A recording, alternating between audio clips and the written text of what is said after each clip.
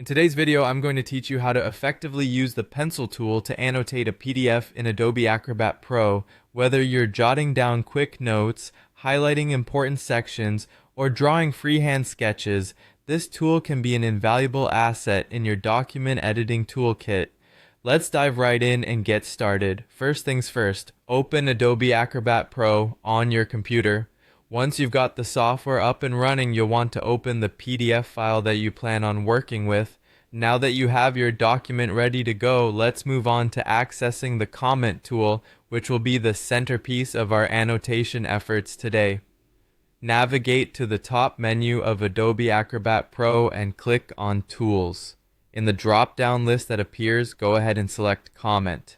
Alternatively, if you're fond of shortcuts, you can simply click on the comment icon located in the right pane of your Adobe Acrobat interface. This should open up a new toolbar filled with a variety of options for commenting and annotating. Now, in the comment toolbar, what you're looking for is the pencil tool icon. It should resemble a pencil, making it easy to spot.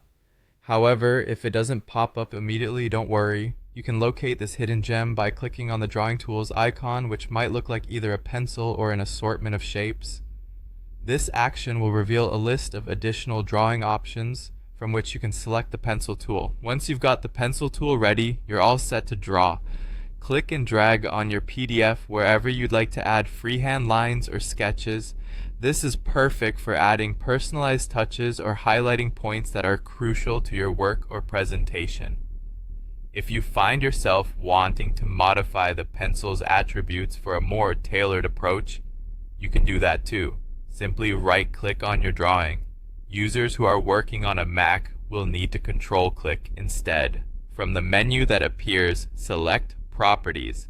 This is where you can get creative. Adjust the color of your pencil lines, change the line thickness, and even play around with the opacity to make your annotations distinctive yet non-intrusive. A helpful tip here is to check the Make Properties default option.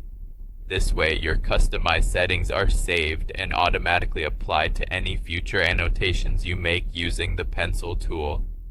Finally, after you've finished your annotations and are satisfied with your work, it's important to save your changes to the document. To do this, head over to the File menu and click on Save.